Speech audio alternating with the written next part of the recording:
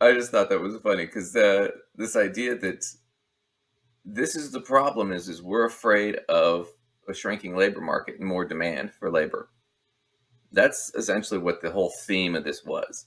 So, the first step, let's talk about getting grandma back to work because there's still a lot of old people that could potentially work, but they're retired, right? And a lot of them retired because of COVID. And they retired early with less because they were too afraid of COVID. And I had a lot of clients who it's like, well, I was going to wait 5 years, but screw it.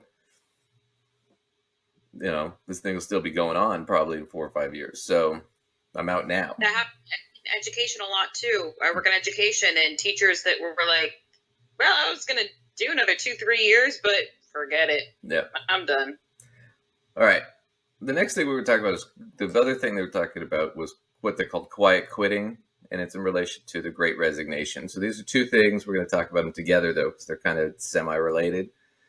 So the Great Resignation was after COVID, once the vaccine started coming out, right? Because because we're coming out of COVID, there's a huge demand for labor, right? So now the workers have more leverage over the bosses because the owners and the bosses need workers desperately, but the workers don't necessarily need to go back right away, right? So what ended up happening was a lot of people quit their jobs because they could find better, higher paying jobs because they could negotiate for more money because these people were against the wall. They had them over a barrel, right? I can ask you for more money than you'd normally be willing to pay or want to pay. So this happened where, I think it was like 3 or 4% of the population just up and quit their jobs, which was a huge thing. Most of them got better jobs. A lot of them went into business for themselves, but there was a huge amount of resignation right out of the gate, and it sort of continued. Now they're moving to this thing called quiet quitting, where people that couldn't really afford to resign but are disenchanted kind of with their work have sort of gotten to this thing where, well, I'm just going to do the bare minimum, right?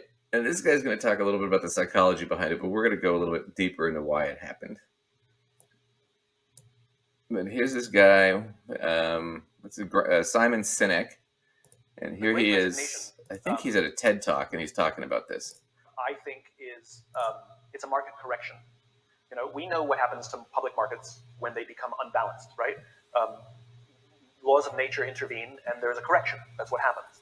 And I think what we're experiencing is a massive correction in the labor market, where for too many years, let's be honest, companies have taken advantage of their people, especially low-level employees, because they could, and they actually had attitudes like, if you don't like it, you're going to get a job somewhere else. And we didn't treat people as human beings; we treated them as line items, disposable line items, and the front lines suffered the most. And that balance got more and more and more tipped, and now what we're experiencing is a great correction, where now labor has much more influence, and thanks to COVID, says, I don't want to be treated this way, and I'd rather have no job than this job. Now, remember, prior to COVID, fear of the unknown was enough to keep somebody in an okay job. Doesn't mean it was toxic; it was just fine, right? But like, who wants to be in a fine relationship? You don't mean a fine job either. Like, how's work? That's fine. How's your marriage? That's fine, right? But the fear of the unknown was too scary. Why'd you quit? I would, but I don't know, right? And then COVID happened, and some people were furloughed. Some people lost their jobs. Some people didn't lose their jobs, but they were filled with fear. And we made it through. And so all of a sudden, the unknown, a lot less scary, because I made it. And so now when you give me fine and you offer me unknown, I'll take unknown. And I'm really surprised by how many people are leaving. Look, you're going to have a small percentage of people who are leaving because of government checks. It's a very small percentage, and that goes away. You have a small percentage of people who are like, you know what? I want to be a singer, and I want to follow my dreams. We love that, right? And that should continue. But there's a large percentage of people who are saying, I just don't want this. And I don't even know what I want, but it's definitely not this. And they're choosing the unknown. And so I think it's a huge shot across the bow to most companies that you've not focused on culture and leadership for far too long, and you better fix that. So I don't disagree with a lot of what he said. I think a lot of that's probably true. Yeah, pretty valid. Yeah. His point's pretty valid to me. But here's what he's missing, and here's what the rest of them, when we go through the rest of these clips, they're going to miss, which is, okay, yeah, a lot of it was people are just unsatisfied. They're not happy with their job. It was either it's okay or whatever, but I'm not satisfied. I'm not happy with it. So the whole resignation, the quiet quitting thing, where people are not, they're just doing the minimum, And let's be fair, that's been going on forever. A lot of people just show up and do the minimum. I mean, there have been hundreds and hundreds of movies done about the guy who's the protagonist going to the job he hates. I mean, they did like what, two or three horrible bosses movies. They did what, Office Space. I mean, there's just been a ton of these movies, right? So this is not like a new phenomenon that they're talking about. They just got a new title for it. It used to be just called phoning it in or mailing it in or half-assing it, right? But now it's got a new name, quiet quitting. Ooh, right? But it's just a great way to sell shit, right? But what they ultimately talk about is, well, it's they're unsatisfied with their job because we haven't focused on the culture or whatnot in the business, or we haven't really encouraged employees. Well, when they've surveyed a lot of people about this and they've done studies on this, what we find consistently is the number one reason people are doing the quiet quitting or resigning or part of the great resignation and all that stuff, the number one reasons are low pay, lack of advancement.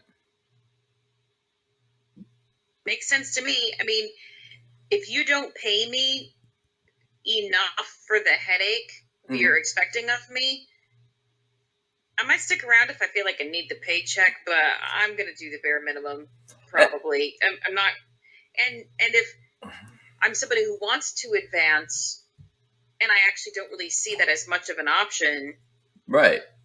what am I working so hard for? You're already not paying me anymore, and you're not going to give me a chance to advance anyway. So what am I breaking my neck for?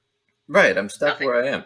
It doesn't matter how nice my boss is or how often they bring in donuts and bagels or what the office culture is necessarily like. That might, make me a little bit more enthusiastic to come to work if I know it's pleasant, but it's not necessarily going to make me work harder, especially when there's no incentive. There's nowhere for me to go. Right. So it's kind of, they don't seem to get that point. And what I think is so ironic about it, and he points this out from the beginning, and we'll get into this more, is what was it that caused wages to go up? Because wages have been fairly stagnant for decades, right? Wages had not hardly gone up at all for like 20 or 30 years. And all of a sudden, we're seeing these rapid growth in wages. What is that? Well, it's because the employers couldn't get workers and they became desperate, so they started to have to offer more money. So the employers weren't incentivized to get more workers until the workers started leaving because the workers weren't incentivized to stay. So this notion of, well, if we just change the corporate culture and it'll make it all better, I think it's just a fucking pie in the sky thing because you guys didn't start making, paying more and giving raises and stuff until you were up against the wall. Right? Your Right. employees are up against the wall. They don't usually have. I mean, typically, like you said, it's a correction. Typically, the employee is at the disadvantage. You don't get to negotiate the pay in a lot of situations. You're just told this is what it is. Take it or leave it. And like he Right. said, if you don't like it, fucking find another job. We don't care. The employers had that. Now they can't say that. They'd rather you quiet quit because if you actually quit, then they have to fill that position. If you quiet quit, well, then at least you're doing some work, right? Even if I'm not Right. thrilled about it, you're still doing something. So I think they missed kind of the point on this. You got to incentivize people somehow, and the best way to do it is with money or with promotion, more responsibility, whatever. But money is the big key one. There is you got to pay them. So here's Davos.